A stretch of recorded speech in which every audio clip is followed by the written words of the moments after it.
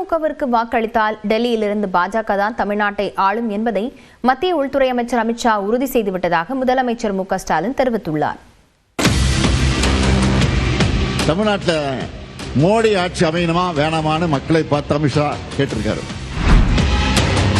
தமிழ்நாட்டை நாங்க ஆளணுமா இல்ல எங்கேயோ டெல்லியிலிருந்து நமக்கு சம்பந்தம் இல்லாதவங்க ஆளணுமா முடிவு செய்வதுதான் தேர்தல்.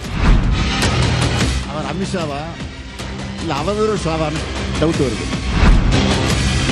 தமிழக தேர்தல் களம் சூடுபிடிக்க ஆரம்பித்துள்ள வேளையில் மத்தியில் ஆளும் பாஜகவை கடுமையாக விமர்சித்திருக்கிறார் முதலமைச்சர் மு.க.ஸ்டாலின். கடந்த ஞாயிற்றுக்கிழமை புதுக்கோட்டையில் நடந்த பாஜக கூட்டத்தில் பேசிய மத்திய உள்துறை அமைச்சர் அமித்ஷா, பிரதமர் மோடி தலைமையின் கீழ் தமிழ்நாட்டில் தேசிய ஜனநாயக கூட்டணி ஆட்சி அமையும் என்று கூறியிருந்தார்.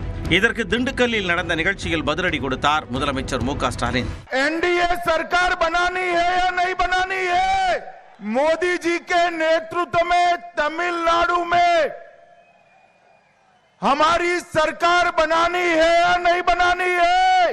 ஐயா, இதையே தான் நாங்கள் சொல்றோம். 2026 தேர்தல் போது தமிழ்நாட்டை நாங்க ஆளணுமா இல்ல எங்கேயோ டெல்லியிலிருந்து நமக்கு சம்பந்தம் இல்லாதவங்க ஆளணுமா முடிவு செய்வதுதான் தேர்தல். இது தமிழர்களின் சுயமரியாதைக்கு விடப்பட்டிருக்கக்கூடிய சவால். அதிமுக கூட்டணிக்கு வாக்களிச்சா பாஜக தான் தமிழ்நாட்டை ஆளும்னு நாங்க சொல்லி புரிய வைக்க வேண்டிய அவசியம் இல்லை. அமித்ஷா அவர்கள் நேரடியாகவே ஒப்புதல் வாக்குமூலம் தந்திருக்கிறார். மேலும் உண்மைக்கு புறம்பாக அமித்ஷா பேசுவதாகவும் முதலமைச்சர் கண்டனம் தெரிவித்தார். அவர் அமித்ஷாவா இல்ல அவதூறு ஷாவான்னு டவுட் வருது. தமிழ்நாட்டில் இந்து சமய நம்பிக்கைகள் வழிபாட்டு உரிமைகளுக்கு முடிவு கட்டும் வகையில் நம்முடைய தமிழ்நாடு செயல்படுதுன்னு அமித்ஷா அவர்கள் பேசிட்டு போயிருக்காரு. இதற்காக என்னுடைய கடுமையான கண்டனத்தை உங்கள் மூலமாக, இந்த விழாவின் மூலமாக, இந்த நிகழ்ச்சியின் மூலமாக நான் தெரிவிச்சுக்கிறேன். பக்தர்கள் விரும்பும் ஆட்சியாக திராவிட மாடல் ஆட்சி இருப்பதாக கூறிய முதலமைச்சர் மு.க.ஸ்டாலின், தமிழ்நாட்டில் கலவரம் செய்ய நினைப்பவர்களின் எண்ணத்தை நிறைவேற்றிவிட மாட்டேன் என்று சூளுரைத்தார். இப்படிப்பட்ட தமிழ்நாட்டில் இந்துக்களுடைய உரிமைகள் பறிக்கப்படுறதா துளியும் உண்மையில்லாத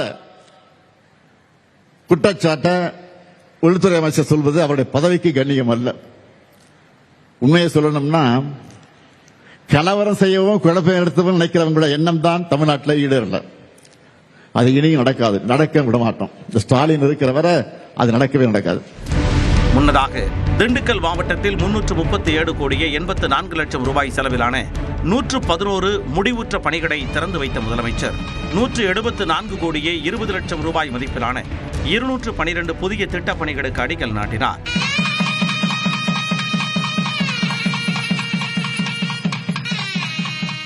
திண்டுக்கல் மாநகராட்சியில் 14 கோடி ரூபாய் மதிப்பீட்டில் அடிப்படை வசதிகள் மேம்படுத்தப்படும். கொடைக்கானல் வில்பட்டியில் 100 ஏக்கரில் சுற்றுலா முதலீட்டு பூங்கா அமைக்கப்படும் என்பன உள்ளிட்ட திண்டுக்கல் மாவட்டத்திற்கான 8 புதிய அறிவிப்புகளையும் முதலமைச்சர் வெளியிட்டார்.